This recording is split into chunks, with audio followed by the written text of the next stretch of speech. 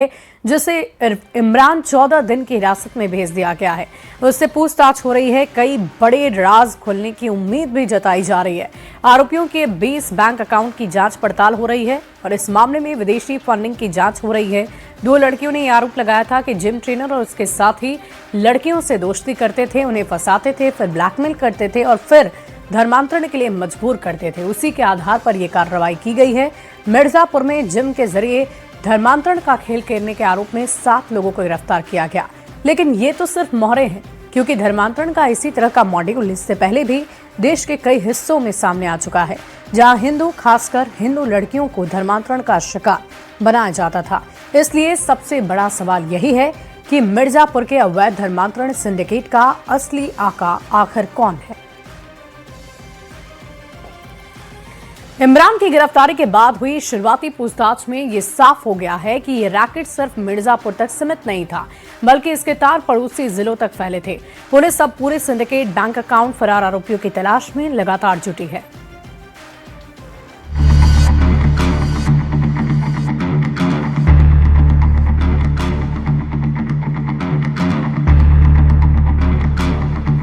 Gym धर्मांतरण कांड का मास्टरमाइंड 14 दिन की न्यायिक हिरासत में।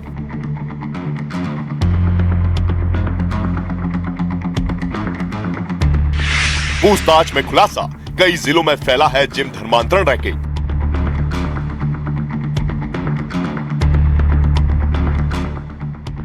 जिम के जरिए धर्मांतरण, यौन शोषण, एक्सटॉर्शन जैसे गंभीर आरोपों में घिरे इमरान को मिर्जापुर की जिला अदालत ने 14 दिन की न्यायिक हिरासत में भेज दिया है। मिर्जापुर पुलिस आरोपी इमरान को दिल्ली से ट्रांजिट रिमांड पर लेकर आई है। दिल्ली से मिर्जापुर तक और फिर कोर्ट में पेशी से पहले पुलिस ने उससे कुछ घंटों तक पूछताछ की। पुलिस सूत्रों के मुताबिक पूछताछ के दौरान इमरान ज्यादातर सवालों पर चुप्पी साधे रहा, लेकिन उसने ये मान लिया कि उसका नेटवर्क केवल मिर्जापुर तक सीमित नहीं है और सिंडिकेट के सदस्य पड़ोसी जिलों में भी सक्रिय हैं।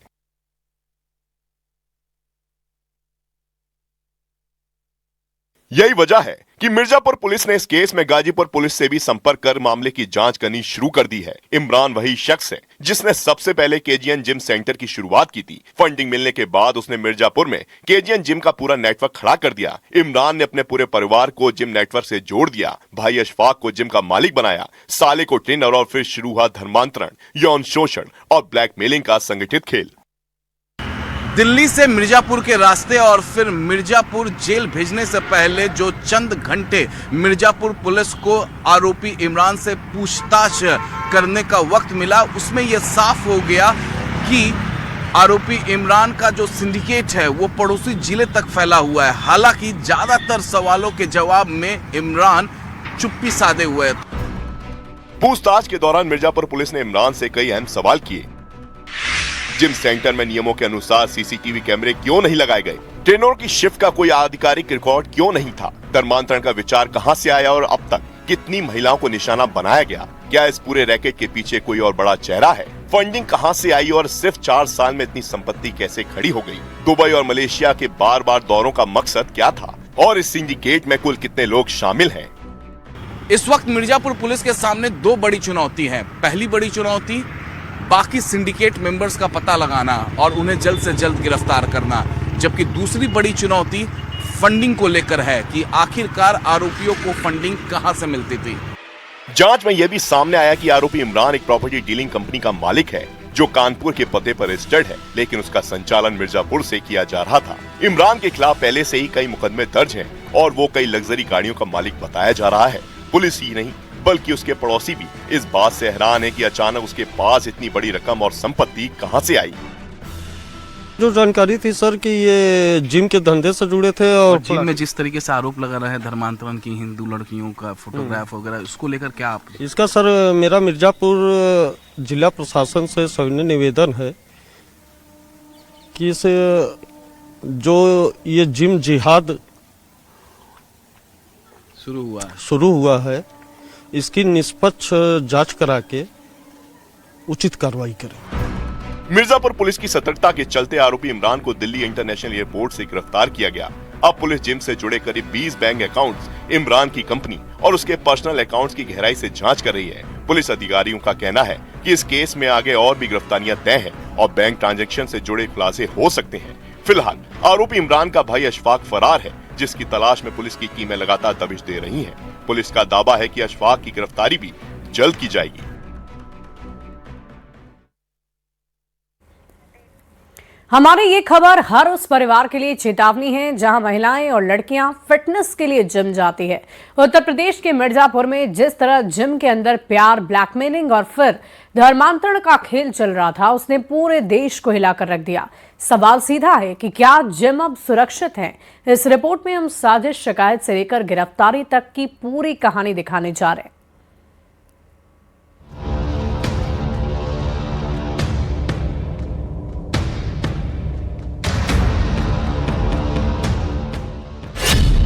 जिम की आड़ में लव जिहाद का खेल।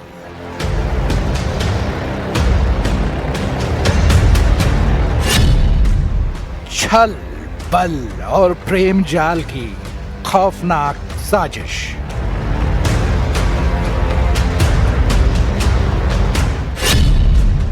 जिम जिहाद के कितने ट्रेनर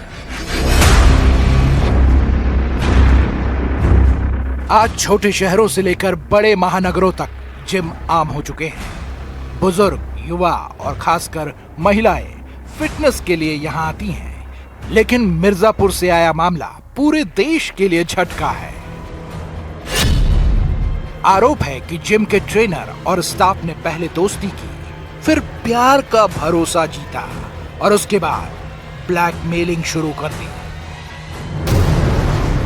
सूत्रों के मुताबिक एक शाम यूपी पुलिस की महिला हेल्पलाइन नंबर 1090 पर एक युवती ने कॉल कर जिम के अंदर चल रहे धर्मांतरण रैकेट की जानकारी दी। पीड़ित ने बताया कि ट्रेनर ने पहले नजदीकियां बढ़ाई, फिर उसकी तस्वीरें और वीडियो बनाए, यहां तक कि बुर्का पहनकर भी फोटो खिंचवाई और बाद में इन्हीं के जरिए पैसे और धर्म परिवर्तन का दबाव बनाया गया। और यहीं से पुलिस को एहसास हुआ कि मामला बेहद संगठित है।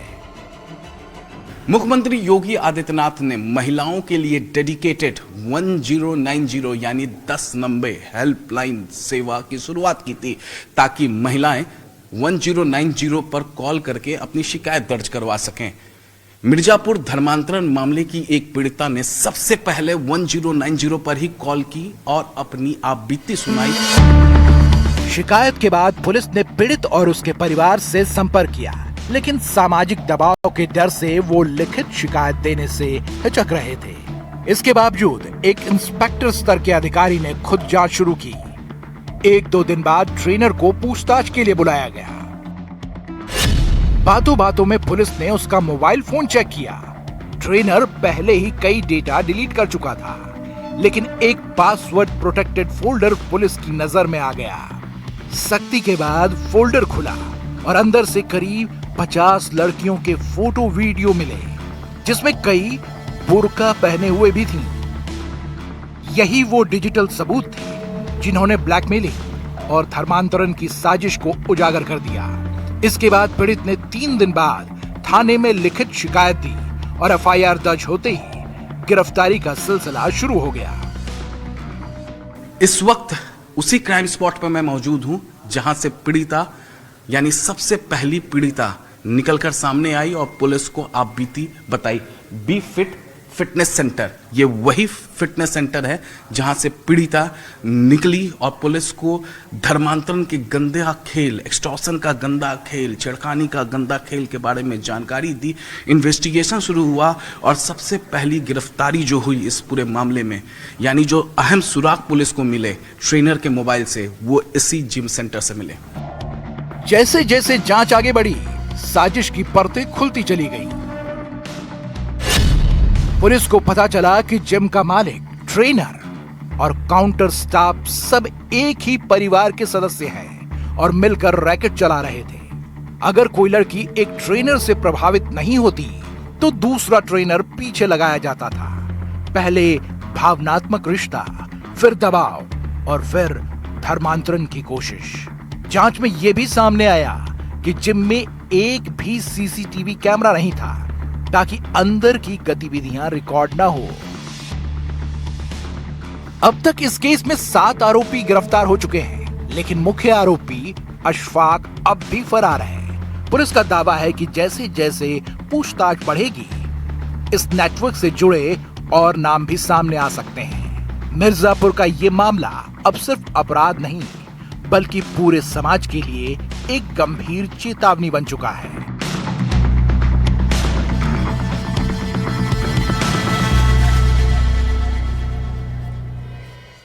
मिर्जापुर धर्मांतरण केस का मुख्य आरोपी इमरान खान दिल्ली एयरपोर्ट से गिरफ्तार कर लिया गया है। वो दुबई भागने के फिराक में था, लेकिन पुलिस ने लुकआउट नोटिस जारी कर रखा था और इसीलिए दिल्ली एयरपोर्ट पर इमिग्रेशन डिपार्टमेंट ने इमरान को उसके परिवार के साथ पकड़ लिया, जिसके बाद उसे दिल्ली पुलिस को सौंप दिया गया है। उसे दिल्ली से मिर्जापुर ले जाया जा रहा है, जहां उससे पूछताछ की जाएगी।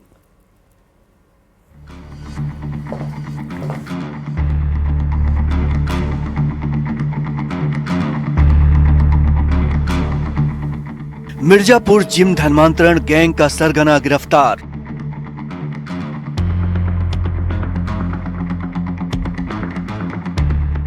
मास्टरमाइंड इमरान खान दिल्ली एयरपोर्ट से अरेस्ट।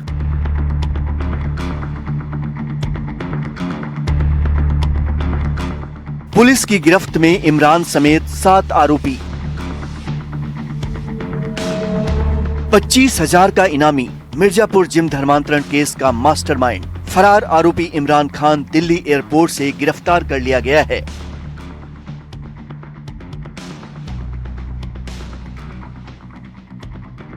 इमरान विदेश भागने की फिराक में था। पुलिस ने उसके खिलाफ पहले ही लुकआउट नोटिस जारी कर रखा था। जांच में सामने आया कि इमरान और उसके साथी अशफाक का नेटवर्क सिर्फ मिर्जापुर तक सीमित नहीं था, बल्कि दुबई और मलेशिया तक फैला हुआ था। पुलिस को इनके नाम करोड़ों की बेनामी संपत्तियों के सबूत मिले हैं। करोड़ों की लागत से बन रहे इनके आलीशान निर्माणाधीन बंगले बिल्किश विला पर भी पुलिस की नजर बनी हुई है। इमिग्रेशन डिपार्टमेंट दिल्ली एयरपोर्ट का इमरान खान को पकड़ लेता है जब ये दुबई भागने के लिए अपने परिवार समेत टिकट सहित वीसा सहित दिल्ली टर्मिनल में पहुंच चुका था। उसके बाद इमरान खान को दिल्ली पुलिस को हैंडओवर किया जाता है। उसके बाद मिर्जापुर पुलिस की टीम पहुंचती है दिल्ली और आज दिल्ली कोर्ट से इसकी ट्रांजिट रिमांड बनी हुई है, जो अब हमारी टीम उसको मिर्जापुर वापस ला रही है। अब तक इस मामले में इमरान समेत कुल 7 आरोपियों को गिरफ्तार किया जा चुका है। 2 पीड़ितों की शिकायत पर दर्ज मुकदमों में शारीरिक शोषण, मानसिक उत्पीड़न और जबरन धर्मांतरण के गंभीर आरोप सामने आए। पुलिस का कहना है कि ये पूरा गिरोह एक संगठित तरीके से काम कर रहा था। इसी बीच प्रशासन ने बड़ी कार्रवाई करते हुए आरोपियों की करीब 25 करोड़ रुपए की संपत्ति जब्त कर ली। 3 लग्जरी कार और 4 बाइक को सीज कर दिया गया। इसके साथ ही अब तक 5 जिम भी सील किए जा चुके हैं, जिनमें 25 करोड़ रुपए से ज्यादा के इक्विपमेंट लगे हुए थे। बताया जा रहा है कि कई कार अभी उसके पास आने वाले थे। बड़ी जो लग्जरीज कार होती हैं वो कार जो है उसने बुक करा रखा था। तो एक तरफ नेक्सॉन नई जब्त की गई है, दूसरी तरफ टियागो जब्त की गई है, तीसरी तरफ एसयूवी कार जब्त की गई है। यानी मिर्जापुर पुलिस लगातार एक्शन में है और जाहिर तौर पे मिर्जापुर पुलिस जो दूसरी प्रॉपर्टीज हैं, जो जिम ट्रेनर और जिम के मालिकों की, उसको भी ट्रेस कर रही है, उनके बैंक अकाउंट सीज करेगी। और जिस तरीके की कार्रवाई और इन्वेस्टिगेशन मिर्जापुर पुलिस की चल रही है, जाहिर तौर पे इस मामले में भी और भी गिरफ्तारियां भी होंगी। पुलिस इस पूरे मामले की फंडिंग एंगल से भी जांच कर रही है। आरोप है कि हिंदू लड़कियों को टारगेट कर धर्मांतरण के लिए न सिर्फ जाल बिछाया गया, बल्कि उनकी तस्वीरों का इस्तेमाल करके भी फंडिंग जुटाई जाती थी। मिर्जापुर पुलिस अब आरोपियों की आर्थिक गतिविधियों की जांच में जुट गई है। सवाल ये है कि कम समय में इतनी बड़ी संपत्ति इनके पास कहां से आई। पुलिस को किसी बड़े नेटवर्क या बाहरी फंडिंग की आशंका है, इसलिए आरोपियों के बैंक खातों, लेन देन और संदिग्ध संपर्कों की बारीकी से जांच की जा रही है।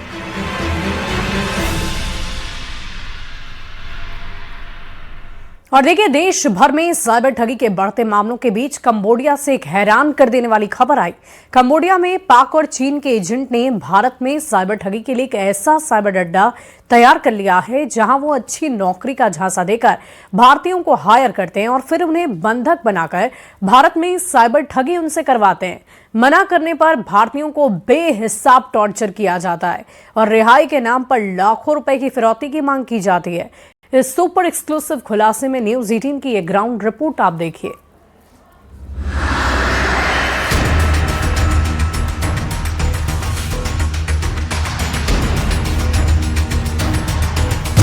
भारत से 1500 किलोमीटर दूर साइबर साजिश बेनकाब।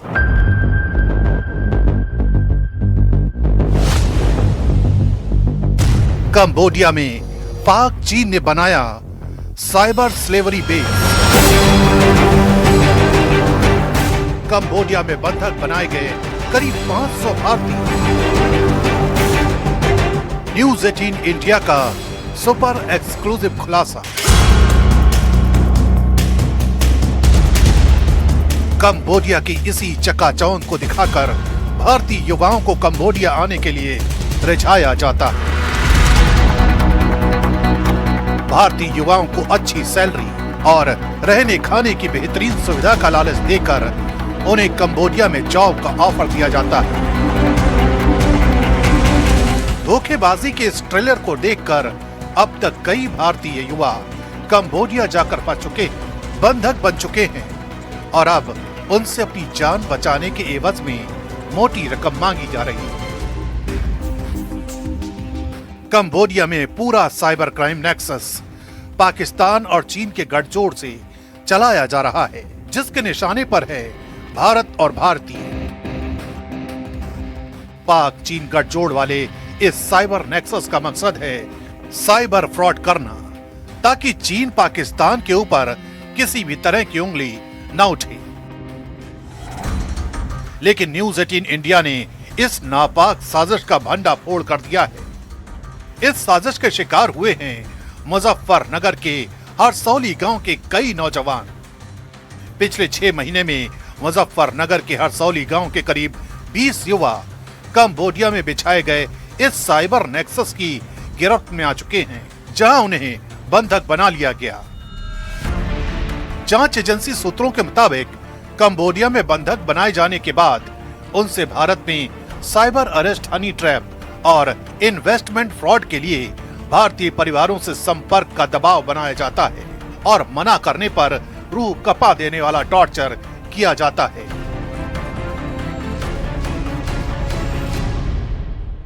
शाहपुर थाना पड़ता है हमारे जनपद मुजफ्फरनगर में। वहाँ पर हमको इनपुट्स मिलता है कि ये एक अल रहीम इंटरनेशनल कंसल्टेंसी है जो विदेश लोगों को भेजती है, और ऐसे में मैं कहूँगा कि जो हमें इन्फॉर्मेशन मिलती है कि ये लोग कंबोडिया भेजते हैं और अच्छी नौकरी, अच्छे जॉब के ऑफर के साथ भेजते हैं वहाँ पर। और जब लोग वहाँ पहुँच जाते हैं तो वहाँ पर क्या देखते हैं वो लोग कि पाकिस्तानी नागरिक हैं कुछ और कुछ चाइनीज़ नागरिक हैं, जो कि भारतीयों को वहाँ 10 ऐसे हॉल बने हुए हैं, 10 हॉल बने हुए बड़े बड़े, उनमें जो है कुछ हनी ट्रैप करने वाली लड़कियों को बैठा रखे हैं।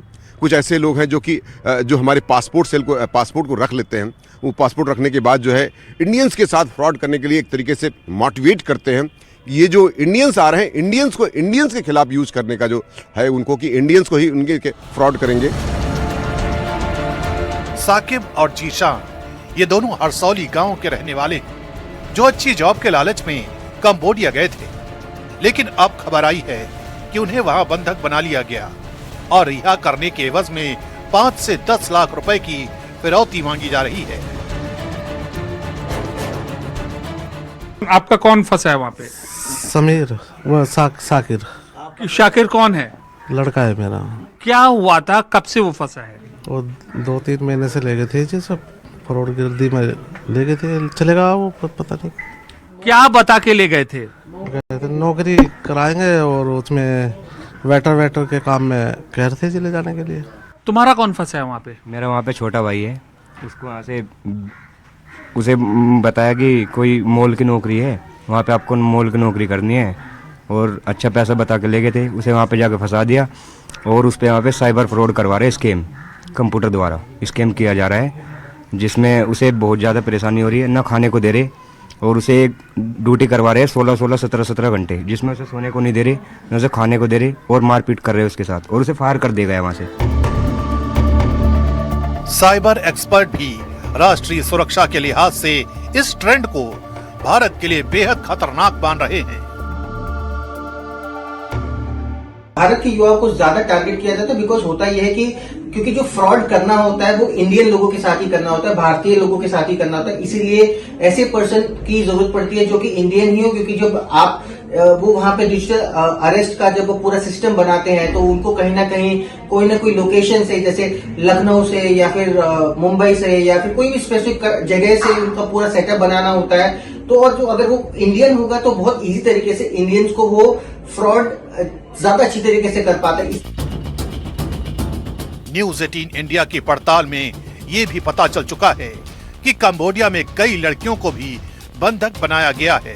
हालांकि अब खुलासे के बाद भारत सरकार ने इस पूरे मामले को बेहद गंभीरता से लिया है और बड़े एक्शन की तैयारी हो रही है। यहां रुकते हैं एक छोटे से ब्रेक के लिए। खबरें लगातार जारी है।